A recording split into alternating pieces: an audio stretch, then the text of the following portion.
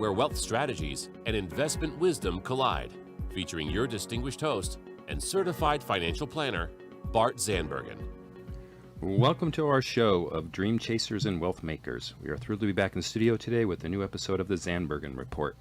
As your host, I'm proud to bring in the movers, shakers, and difference makers who are passionate about sharing what they have learned and what you need to know today. Today, I'm really pleased to have one of two guests so far. Dan, Dan, thanks for coming in. Thanks for having me. He's clearly the mover today. He got here in time. Yeah. And we'll give Billy his fair share of grief when he finally makes it. But anyway, Dan, thanks for carving out time and making it to the show. No problem. So, Paul, any guess where I know Dan from? Let's see. Where does he know most of his guests from? It must be hanging out at the bus depot. No. The 5 a.m. gym crowd. 5 a.m. gym crowd. Same kind of crowd that hangs out. Yeah, pretty much the same crowd. So, what I think is interesting, and Dan, I'd like to kind of talk about. So, when I think of just overall fitness, I think of kind of a three-legged stool. I think of training, nutrition, and then supplements. And not that they're equal, because I do have I have an opinion on what I think is most important, or at least where you get the most value. And it's not what most people think. It's not training. Because you can train your brains out, and if you're not eating right or taking the right supplements, you're really not going to see any result. Yeah, absolutely. So, I mean, everybody's different, but for the most part, yeah, absolutely. Yeah. And actually, that's a really good point, too. And that is, I think, more on the nutrition side and on the supplement side. I don't think there's one silver bullet. I don't think there's one diet that works for everybody. And you know, you and I could name 50 in a matter of 30 seconds. Yeah. And I don't think one's going to work for everybody. Yeah, absolutely. In our, just in my office alone, I mean, people are constantly trying new diets and, a carnivore diet or whatever it may be. Right. And honestly, I mean, they don't, usually I think if you're looking really, really, really hard first at a diet before you actually have the work ethic to be working out, or I mean, not the speed that we go at 5 a.m. You know, not everybody's going to wake up at 5 a.m. But I think unless you have that in the first place, you shouldn't be looking for diet first as a drastic change. Right. Everybody that's in my office tries to do these diets first, the guys at least. Yeah. And 0 it lasts to 100. about, right, 0 to 100. They went from Taco Bell and McDonald's to, eating 100% clean as much as they can. They feel terrible. They don't have energy to wake up in the morning to work out first. And, it just fails within 2 weeks. Can I point out something here? Somebody snuck in. Yeah. So I'm faced with a moral dilemma, Paul. Do I pretend that nothing happened and that Billy's been here the whole time? No, because they could tell in the video he walked across it, he slid in. Or do I say in 2 years he's the first guest that's actually walked in after the show starts? So which do you think? I think you should point out the last factor, because these guys are all about. And if Dan knows me, that's 100% These guys are all about being disciplined and sticking to your regiment, but he couldn't stick to the regiment today. Bart said, Billy's not here yet. I'm like, yeah, Billy won't be here for He's on Billy time. If there's anything about me and Dan, Dan's the guy that shows up 45 minutes before the workout to warm up, so by the time it starts, he's fully ready to go. I'm the one that shows up 17 minutes in and is just doing maximum weight with no warm-up. So, trying to get unfortunately, that's how it is. Anyway, the gang's all here. Billy, thanks for showing up. Absolutely. So let's do some introductions. You get to go second, Billy, because you're late. You got it. This is going to be a theme of the show. I'm ready for it.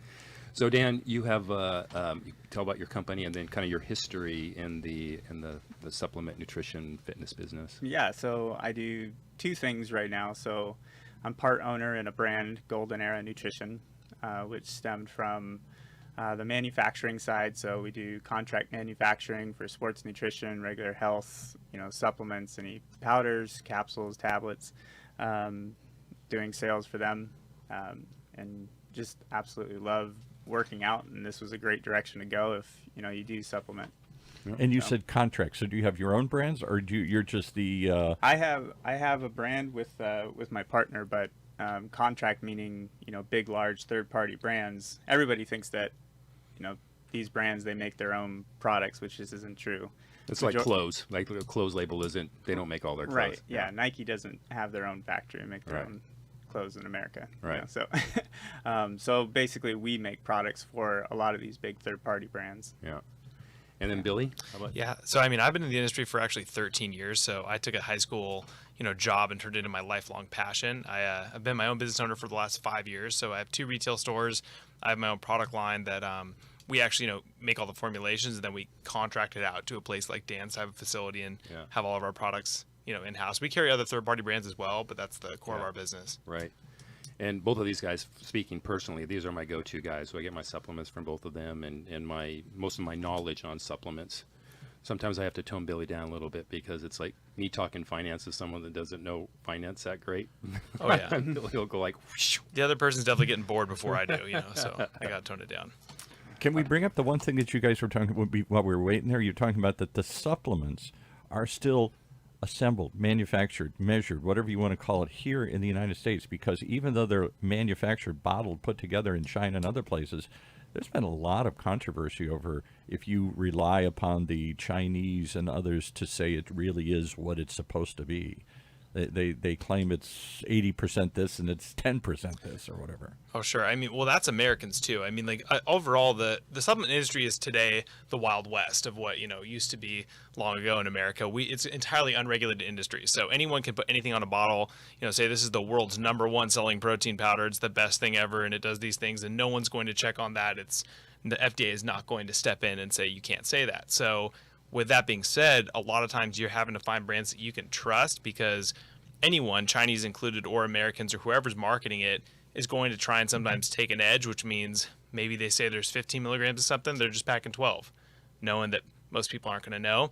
Or maybe they're adding something extra to make it a little bit stronger. And that's actually been, over the years of the sports nutrition, as long as I've been in it, there's constantly been brands that are racing to, all try and do the same thing, whether it's adding an extra, version of Adderall that no one knows it's an amphetamine to their pre-workout to make it crazy strong, or everyone's taking and adding chicory root to a protein powder to basically make it the cheapest protein by adding in a carb that's non-insulin impacting. So there's always people trying to go for an angle, and then there's also always going to be brands that are trying to make a good product and sell that as well. So you hit on something I think would be really interesting to the listeners. There's many different categories of supplements. Sure. We've talked about pre-workouts, protein powders, and then there's recovery. What in the professional world, what are the kind of the basic categories? So, I mean, the go-to in sports, at least, is going to be, protein, glutamine, and branched-chain amino acids, and then the last one most likely being creatine.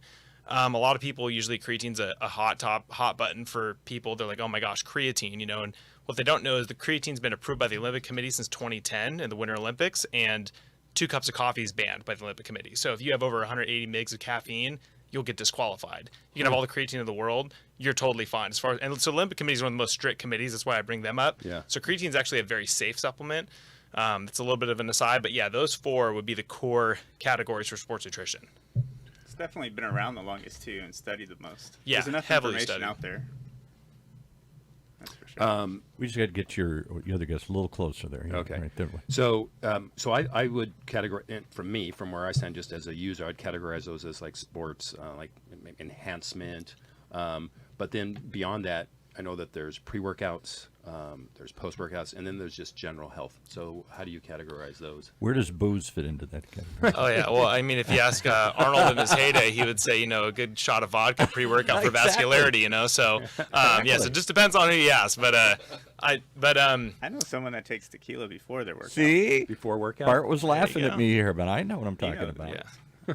But if you're trying to step on stage, IPAs aren't going to help you get there either. So I want to just clarify that as well. But ultimately, you're going to look at a recovery as your main aspect as an athlete. So protein, glutamine, and BCAAs are all leaning towards that one. Okay. So I mean, recovery is the biggest side, because a lot of things is a disciplined athlete's going to be able to give it their all. And it's more just, how am I going to bounce back so I can do it again tomorrow? How am I going to be able to go 110% tomorrow? That's usually what elite athletes are coming to me and asking for, is recovery. People that are newer to the gym are looking for pre-workout. They're looking for something to motivate them to go farther, to lift more, to, do all these things. But, usually elite athletes, especially if you're running a lot, swimming a lot, or doing something that's going to require a lot more cardiovascular taxation, you're not trying to ingest 500 milligrams of caffeine pre-workout. Your heart rate's already through the roof. So most serious athletes, I'll say, is they're going to focus on recovery. Pre-workout's going to fit into that, kind of just that liquid motivation to give you what you need to get out there and do your best in the gym if you need the motivation. Yeah. So can I ask a really dumb question?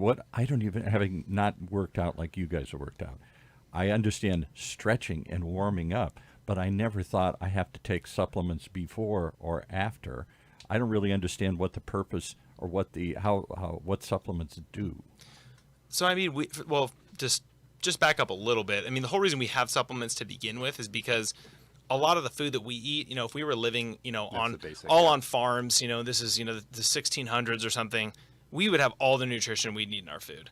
But because of how everything's commercially processed and the soil doesn't have the nutrients it used to have and everything's mass produced, and again, talking about battling, how can we there's always brands trying to make cheaper supplements. There's always food companies trying to make cheaper food. And a lot of times that means robbing, the nutrients out of some, food products that we eat. So you have to get supplementation to give that back to the athlete that's getting depleted.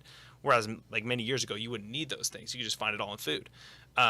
So today we, as like, for example, protein, we supplement with protein after workout because, whey protein you can buy at a really high concentration where it's very bioavailable and very living. So it can give you that really good protein dose that probably a glass of milk gave someone in the 18th century, but we don't have that today. Right. So I would still have pre-workout though if we lived in the 1600s. Yeah. I don't think I could live with Totally. that. Oh, yeah. And I think actually the recovery one, so I think that all goes in stages. So pre-workout, like you're trying to itemize them. I think that comes with age too. Oh, so sure. like, when I was 21 years old, Age, depression, whatever you want to go. yeah, I mean, I was, what I was taking like pre-workout wise, the main ingredient in there is banned now, it's a banned substance, but man, it got me going. I just wanted that motivation, that high just to get going. Now it's just kind of essential. If I don't have it, I basically didn't tie my shoes that day. It feels really weird. But as I age, recovery has been, it's kind of flip-flop where I would have spent my $40 on pre-workout. I wouldn't have bought protein. Now I'm like, well, that pre-workout is essential. I need to do it. But, man, my recovery needs to absolutely be there. Yeah. So we talked about this a little before you got here, Billy, and I think it applies to this too. I don't think that there's, just like with nutrition or diet, there's probably not any one like standard supplement thing where you can say this is going to work for you, for everybody. And I'm under the belief that everyone's wired a little bit differently, blood's a little bit differently, or whatever that is, body type. Like you Absolutely. and I couldn't have more opposite body type. I have a hard gainer. I think you're probably more of a hard loser. Sure, yeah, So absolutely. our supplementation and our training, our nutrition is going to be completely Totally different. Yeah. And that's changed for me over the years too. And I think Dan would talk about that too, but that's one of the battles. And the first thing that people have to understand is, and this is going back to what Dan was saying about how everyone's jumping on, diet fads. I'm going keto, I'm vegan, I'm this, I'm that. I've done a lot of these. I've done bulletproof diet. I've done full-blown keto diet. I've done zero carb. I've done carb cycling. I've done slow carb, no carb, everything you can try. Like but the thing that you really have to understand is your body is different than many other people. And as people, we're built to survive. We don't exist on this planet all over it because everyone just ate yak butter and tea, and that's the perfect diet and everything else is killing us. Like we're built to survive. And so we can make it work off of many, many different food sources. That's why there's, Inuits living off of, fish and only, and then there's people like, in Africa living off an entirely different diet. Like, and I think geography does have something to do with Sure. it. Not only culture, but your surroundings and environment and weather and all that, I think, right? It's just harder for us because we live in the first world and we can kind of have whatever we want. And so we're like, what's the best? Yeah. So So we're constantly tweaking everything. The best are Twinkies and Fritos. That's all. It's exactly. This is controversial. It seems to be always. Everyone has Yeah. a strong opinion on. And again, it's not going to be the same for everybody, but the proper amount of protein intake. Sure. So, and I know also it's like, what's your goal, right? You ask the same questions that I ask my clients financially, like, hey, what's your goal? What are we trying to accomplish for? Right. But so if I was to, someone were to ask you, and let's say their goal was, hey, I want to lose weight. How much protein do you think they should have, like let's go with per pound of body weight. It's a little easier. So, that's a really good, that's still to this day a good rule of thumb, is a gram per pound of body weight. And first of all, that's harder to eat than you think, and so actually I give it to people that want to lose weight or gain weight, so if they're trying to gain weight, we'll increase the carbohydrates and the essential fatty acid ratios. Yeah. But trying to lose weight, if you can ingest a good amount of protein, and like, let's say you weigh 180 pounds, you ingest 180 grams of protein a day. That's like just eating it. That's harder. It's easier said than done. So I would probably recommend people doing that. What I usually get more as a question rather than the per day is how much can I get, how much is the ideal per scoop, right? 50 grams, 40 grams, 20 grams, 27 grams, 28.9 grams. And ultimately the best thing to do is because going back to everyone's body is different. And if you don't have all the time, effort, and energy to, get yourself all these different tests to find out what your optimal range of absorption is to give yourself a baseline, call it 30 grams of protein. So like for me, Per meal? per meal, or like for, whatever window you need to get a protein shake or something like that. But like for breakfast, I will have 30 grams of protein every morning. And when I'm training really hard or I'm training with Dan, I'll make sure to at least do that. I get up usually about an hour before I'm in the gym, so I'll have a shake first thing in the morning. But that's a good baseline that I can do every day, and it's a no-brainer. If I'm trying to really beat myself up over, I had 23 grams, but 25 is really my target, or that's not what's going to get 99% of people in shape. Now if I'm Ronnie Coleman and I need to win this bodybuilding competition, I better be getting every last bite of asparagus that I'm supposed to, but because the guy next to me is doing the same thing. But for normal people, I'd recommend coming up with a baseline, a number that's reasonable. 30 grams is a totally reasonable, 25 to 30 grams is a totally reasonable number, and try and hit that, every 2.5 to 3 hours, and you'll lose weight, I would say. So my 60 to 80 per meal 6 times a day is probably too much? That's steep. I mean, I'd be hard pressed to find someone that can absorb. Now, granted, it's different, so if you have a 60 to 80 gram protein shake that's in water with no fiber, I mean, you're not going to be able to absorb that. There's no chance, no snowball's chance in hell. But if it's a steak, steak is extremely textured. Your body's going to have to get through all that just to get to those amino acids. You'll probably absorb that, a lot more of it than had it been a protein shake. So now we're getting down to that. Yeah, so that's another part of it too, because you will. Yeah. So how much can your body take in one session? Can you just pump it in until you can't take anymore? I mean, your body will just, whatever you can't take, it'll just go out the other end. Yeah, and it's harder to make protein stores fat. So. I think the rule of thumb is for men is 27 grams of protein or something like that. Serving. Yeah, per serving, and then women is down there at 23 max. Maybe. But again, I think it's based on your goal. Right. Body type, weight. Yeah. Totally. Body fat. If you're trying to, I think, this is me. I'm not the finance guy, but for me, always trying to gain muscle and lose fat. I mean, that's been my last 30 years. Totally. You're looking good doing it, Bart. Keep it up. Thank you. I think it's everybody's goal. Right. Right.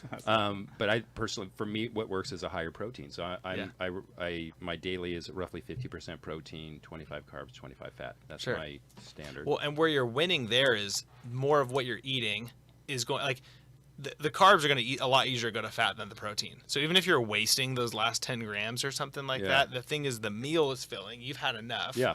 And you're winning because it's not, like when I was doing a 0 carb diet, I was probably way overeating the celery and peanut butter, but at least I wasn't eating, a pizza, right? So to take me out of ketosis or whatever it is. So that's, it depends upon what your goals are there. It's not maybe to make sure every gram is absorbed, but maybe to get the correct meal to hit your goals. And if you're trying to hit this protein or whatever, is it better to try and do it naturally? I know that's so many of these diets say no, that whatever it is, the caveman diet or whatever. Right, it is. that's another good one. Yeah. Whether you're trying to do it naturally, or can I just buy a supplement and achieve the same thing? There's definitely other nutritional value coming from normal food. So you never want to stop eating food and strictly go to supplements, right? That's kind of a common sense thing. But ultimately, I'm not a huge person on, it's got to be 100% I can't have any supplements or First of all, supplements, protein powder, for example, is just dehydrated whey. There's as soon as you add the water back to it, it's natural. Yeah. So I mean, if you're getting a good concentrate, now if you get some crazy hydrolysate whey that's been ion exchange transfer, there's different things that they've done to it to process that food, but for the most part, it's just dehydrated food. There's nothing ultimately wrong with it. Now, it'd be better if you could literally have every single meal prepared and all that kind of stuff, but at the end of the day, the supplements are going to get you a good, I'd say 75% of the way there, even if that's a lot better than eating a bag of chips. Because 100%. And I think, that's why I do it, from a time standpoint, from a convenience, and to try to get my protein quota. Yeah, sure. Hey, that's chewing solid. Meat takes a long time. Yep. And Absolutely. Yeah, if you're eating it healthy too, which is absolutely covered in barbecue sauce. There's a difference. Yeah, that would be a lot easier. Oh yeah. So, well, so much to cover, not that much time left. But hey, help explain the difference now. There's like the word supplement. There's the word nutraceuticals. Dan, you've taught me nootropics, and I think that maybe falls into one of those categories. So, kind of a basic rundown on those. Yeah, so nutraceutical is just an open-ended word for the supplement industry as a whole. So a pharmaceutical is chemical compound made in a lab, right? Nutraceutical is something from earth that has been maybe processed to become stronger, but ultimately is some extract or food-based product. But there can be chemicals with it. So or no? so for example, Solaray, if you go shop for Solaray, it makes great vitamins. Awesome company. The company's called Nutraceutical. It's funny. Yeah. But there's two kinds of Solaray products. Oh, there's actually more now, but you can get a green cap, which is literally just, so let's take ginseng, right? Korean ginseng. You can get ginseng non-processed. So you can just basically just ginseng ground up and put it into the capsules and you take it. You got to take a lot more, or you can get guaranteed potency ginseng, which will have the red caps. Those are way less milligrams. You might only need to take one. It'll be 5 times stronger than the green one. So they've cooked that one down. They've given HCL'd that down to a very concentrated version of the ginseng. That's not natural. You can't go find, hydrochloride treated ginseng out, off a tree and eat one, but at the same time, it's a little more potent. So it comes down to the customer and what they're really looking for. Some people are like, I will never touch that synthetically created thing. Or some people are like, hey, I need what works today. Yeah. So, All right. And then nootropics. How about you, Dan? Tell me about that. I'm just a huge fan of nootropics. Just the brain focusing that you have. Yeah. I went back to, a pre-workout that I used to take that had DMAA in it. And the focus that you used to gain from that stimulant was just incredible. And every single pre-workout company that's coming out right now, or raw material, is trying to get as close as they can to DMAA. And DMAA is trying to get as close as it can to ephedra, caffeine, aspirin. You know what I mean? So it's always levels. Explain what DMAA is. 1,3-dimethylalanine. Yep, you nailed it. Yeah. So anyway, it's been banned for a while. It's These are what, reverse. kind of stimulants or something? Yeah, it's reverse engineered geranium oil. So basically, reverse engineered geranium oil. Right. So their way of making that a supplement Who would was even think to put that in your body? right. Well, Patrick Arnold. That's who thought of it. I mean, so basically, there's a guy who created a lot of designer hormones called prohormones that were, basically they're his chemical compounds that all did different kind of things. Some would make you really anabolic, some would make you stronger.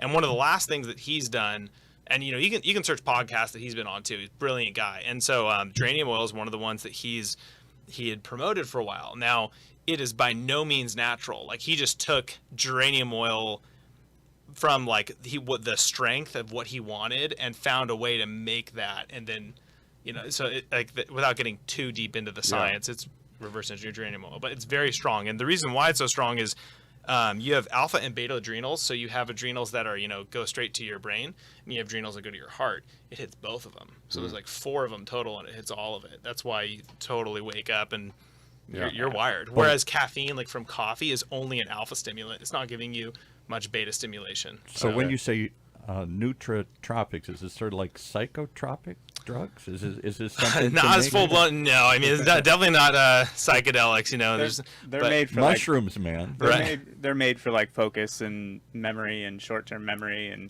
and really what they're doing is they're helping. We're talking. DMAA is not really even a nootropic. That is full blown. Strong chemical drug. Yeah, but drug. A nootropic is going to help you get blood flow to other parts of your brain. Whereas, when you go into fight or flight, which being an American living in Orange County, we're basically in flight or flight from when we wake up to when we go to bed. And so, if you're stressed, your body's only going to transmit blood to one side of your brain, most normally. So you have to work to try and, calm down, focus, get it to travel to the other side. So decreasing cortisol levels, helping blood flow to the other side of the brain, that can help a lot. And a lot of nootropics are good at doing that. So most supplements, while we have cool videos and all the stuff that make them sound super awesome, it usually means, this one helps you get blood over here. This one helps your body do this a little bit better. And that's, your body's the one doing the work. The supplements are just helping turn on and off certain switches.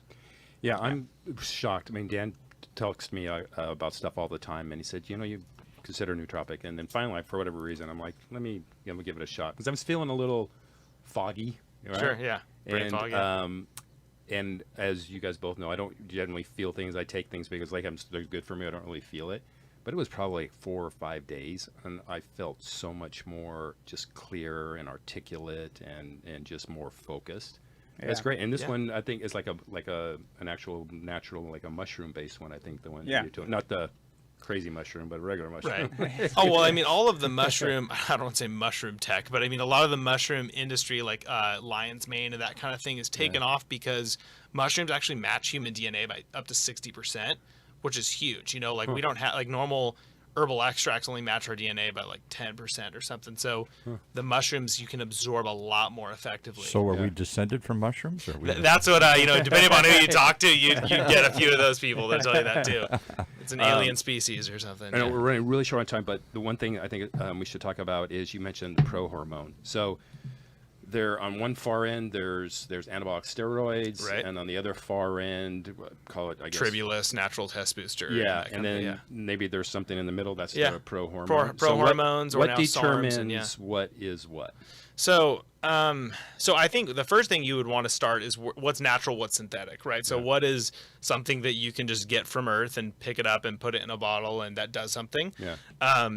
And then what is synthetic, meaning what is someone made in a lab that is gonna, and some things are similar, like coffee, caffeine you can make in a lab or you can get from coffee, basically the same caffeine anhydrous type compound.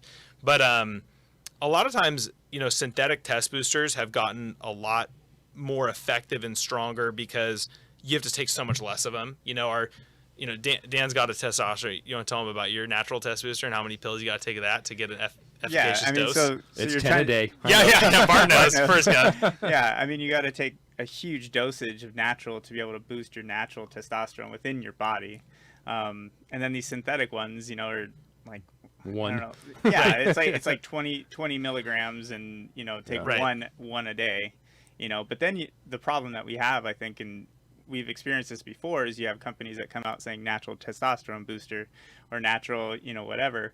And, you take them and within 2 weeks, you drop 5% body fat, you gain 20 pounds and you increase strength, and you're just like, well, that really worked natural? really well. Right. And then, 6 months down the road, they get, Yeah. popped by the FDA or something like that, Right. investigations. But, And so the far end of the spectrum is, like the synthetic, basically like taking injectable steroids. That's going to exactly mimic testosterone that's in your body. So your body will look at that and say, that's my testosterone, and it'll absorb it all, and it's already in the bloodstream.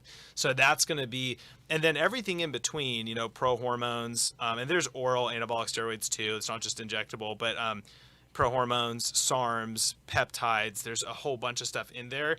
A good rule of thumb is the harder and higher you go is the more thunder you're calling down for on the side effects end, right? So the super strong ones are pretty much you're going to get so much testosterone that it's going to work really well, but then your body's going to go, oh, well, like, why am I making testosterone anymore? I mean, I've got so much extra, and it's not going to keep doing it by itself. So the longer you stay on, and now with the advent of Instagram and YouTube fitness, famous people and stuff like that, some people are taking steroids year round and they're totally shutting their system down. Yeah. So they're like 20 years old, 24 years old. They Right. can't make testosterone anymore. Yeah. right. So once they're done with, whatever 16 steroid cycle they're doing, they're having to take TRT just to, testosterone replacement therapy in order to just maintain a baseline testosterone amount. Whereas, you get down into some of the other, pro-hormones like cyanostane or 19-nortrend and like some other things that have been out over the years. Some are banned, some are not banned, some are about to be banned. And there's less side effects. You need to take like basic post-cycle therapy, maybe a arimistane or something to stop an estrogen spike, but ultimately you're not going to be getting back knee, mood swings, throwing a chair through a wall or something like that. And so it just kind of that's the big range, it's like the harder and the more results you get just right out the gate, usually the more side effects you're going to see. That's not a 100% guarantee, but that's a good rule of thumb. Right. My head is spinning at the sheer amount of terms and ideas and science going on here. How do people reach you if they want to learn any of this here? If any of this starts to intrigue them? Yeah, so I mean, you can definitely reach out to me. I still work in the stores at Kingdom Nutrition, so you're more than welcome to call the store if you need to hear my voice. And what was the store? It's called Kingdom Nutrition, and we're located out of Orange County, California. We have 2 locations in Rancho Santa Margarita and San Clemente. And then on top of that, you can reach out to me on Instagram, bhinzo. I'm on Twitter at Billy Hinzo. Or you can just email me, billyhinzo@gmail.com. I mean, I love supplements, and like Bart was saying, you're gonna be the one that gets bored of talking about it before me. So you're not boring me by asking questions. Feel free to reach out anytime. And how about you, Dan? How can people reach you? That'd just be dan@goldeneranutrition.com, or Instagram, same thing, for just Daniel Houts on my Instagram. Awesome. Hey guys, thanks so much for taking the time. Now we're all into health and nutritional, but I have to ask you one last thing. What's your guilty pleasure, Billy? Oh man, I mean, I'm gonna say Cheetos. It's gonna be kettle corn. Honestly, Kettle corn, see? I was at a concert and Chevelle's playing. I'm sitting, 7 rows back, just sitting down. I just got into kettle corn and I ate it through the whole first set. And the artist just stopped, and lead singer's like, "Did you seriously eat popcorn that entire time?" way. And I was like, kind of threw up a fist. Like, yeah, man, I did. I did it. Yeah, exactly. That's hilarious. How about you, Dan? I go through flows. I mean, probably popcorn is one of them for sure. Extra butter popcorn. If I'm at a movie theater, I usually eat it before a big bucket before the opening credits are finished. But right now, hot Cheetos. See, and I was kidding. I Hot know, Cheetos, but yeah. the problem is if you have some whiskey after hot Cheetos, your mouth is just on fire. So that's how I'm going to stop. All right, guys, thanks again. This was Absolutely. really Thanks great. for having me. And thanks everyone who had tuned in. We'll look forward to being back in the studio next week. Cheers. Tune in next week for the latest edition of the Zandbergen Report, Tuesdays at 2 p.m. Catch up on our recent shows by visiting bartzandbergen.podbean.com. The Zandbergen Report is also available on iTunes, iHeartRadio, and Spotify. Interested in being a featured guest on our show, or have a question you'd like to hear us answer? Email podcast@bartzandbergen.com. Bart A. Zandbergen, CFP, and Letitia Burbaum, AIF, are registered investment advisors with Optivest Inc. and registered representatives with Gramercy Securities Inc., member FINRA and SIPC. Investment advisory services are offered by Optivest Inc. under SEC registration.